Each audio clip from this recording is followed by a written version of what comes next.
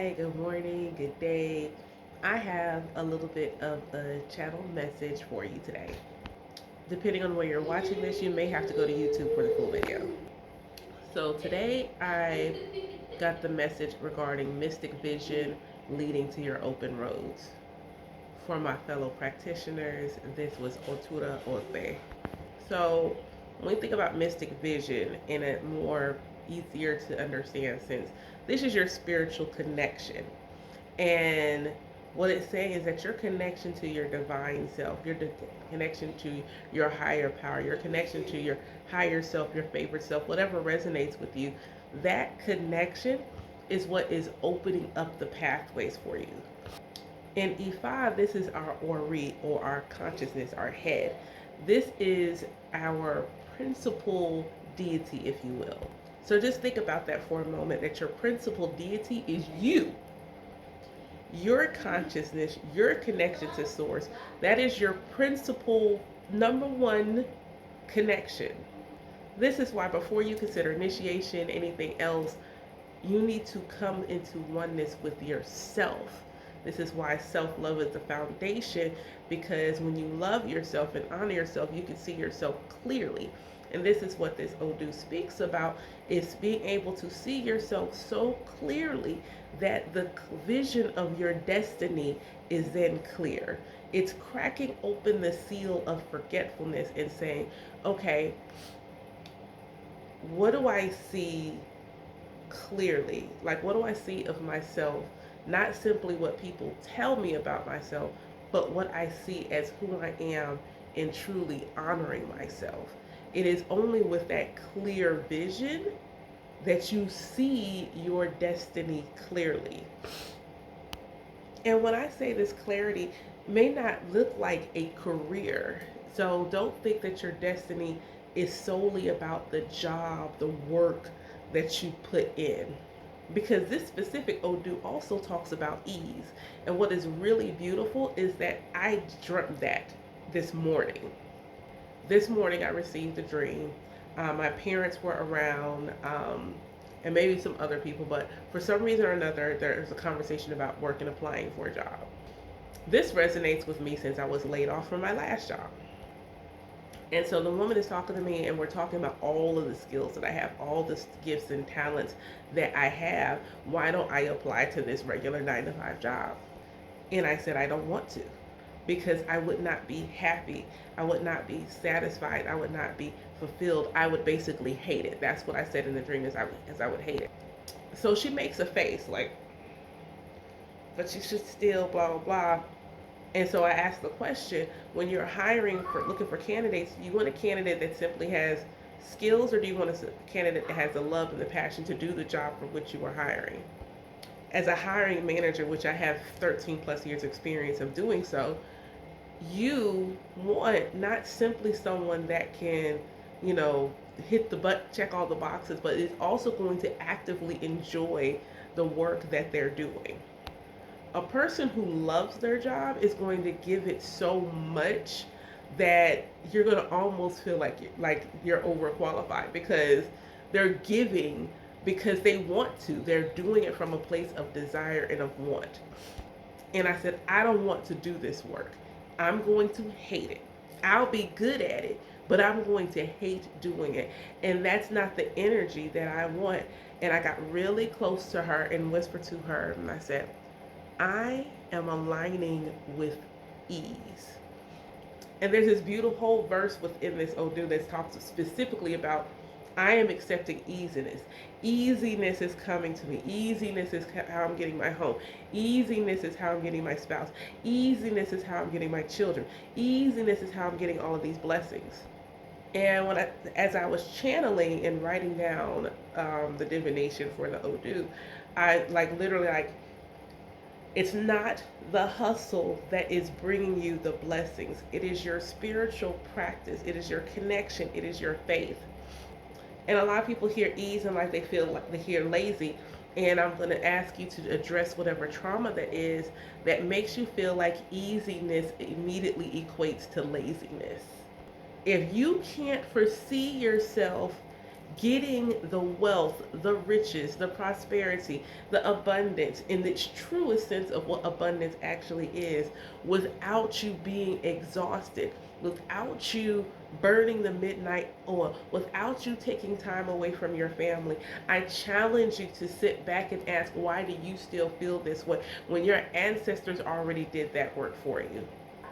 This Odu also speaks about honoring your ancestors because they've already done the hard part for you. They've done the hard work for you. They've toiled in the fields. They've cleaned in somebody's house. They've stayed up all night and only had 1 or 2 hours of sleep. So why is it that you feel like you need to continue this cycle when you're supposed to be the one breaking the cycle? You're supposed to be letting go of the storyline. You're supposed to be the one that's letting go of the hustle and the grind. You are supposed to be aligning with ease. And when you're in alignment with your destiny, when you're in alignment with your higher self, with your favorite self, it comes easy because it's exactly what you want to do and how you want to do it.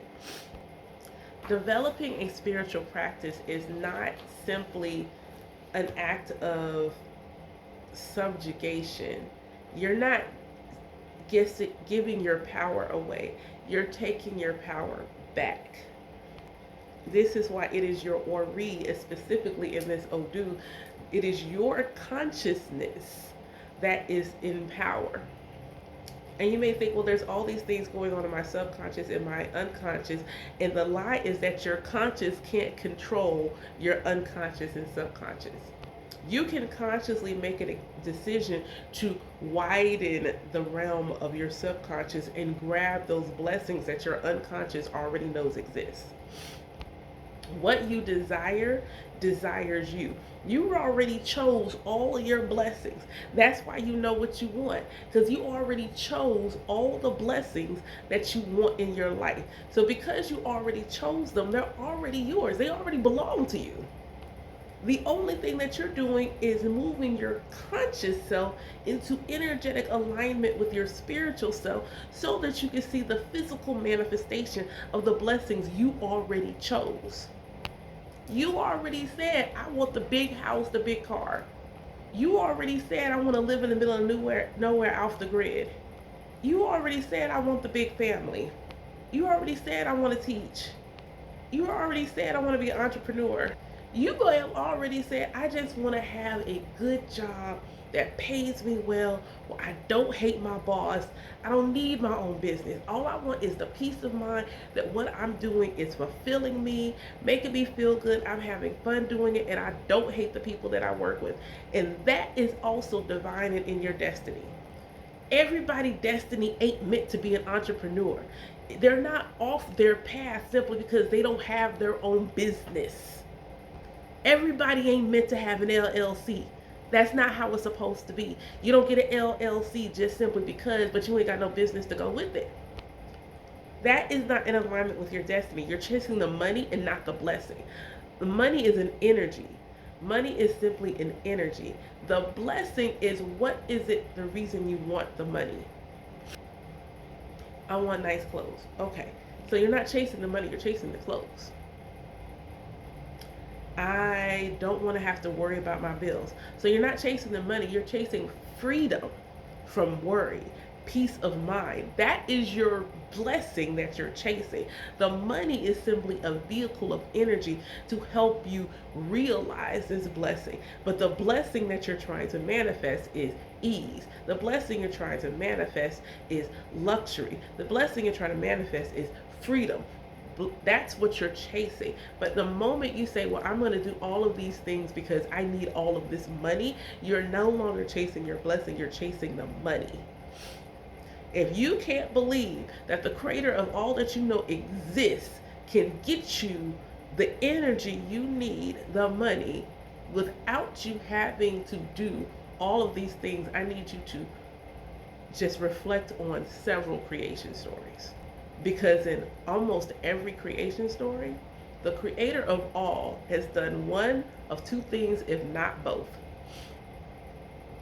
taken rest and or delegated. At no point do you hear about the source of all hustling and burning the midnight oil. You don't see your reflection, your creator, who you are a reflection of, who you actually are in a physical embodiment, resting and delegating, not hardworking, doing it easy. The creator created a whole squad. We got angels, Orisha, ascended masters, a whole squad. That way the creator can enjoy doing what the creator likes to do, which is create. So today, an inspired action I feel like we all should take is to sit with our Ori, sit with our higher self, sit with our inner being, and ask, what does life truly need to look like in order for us to be walking in our destiny? Don't ask about a career, don't ask about money. What does the experience of that life look like, feel like, taste like? What is that life? Don't judge it, just write. Just write. Some of you are worried that the fact that you see big house, big car makes you less spiritual when your family laid that out for you.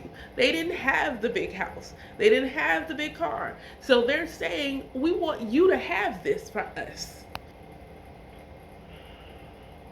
Some of you want the small house. Some of you want the mini coupe because you don't need the big. Why? Because you've already experienced it. So you want to experience something different. Some of you want to be famous. Some of you want to be famous but not be seen.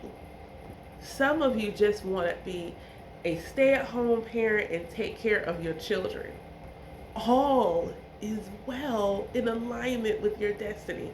But you have to be open to seeing what your destiny truly is beyond what society and what you deem as reality has told you it should look like. Go and see your destiny. And then have the courage to go after it. For those of you open, you like sit with your ancestors. Sit with them.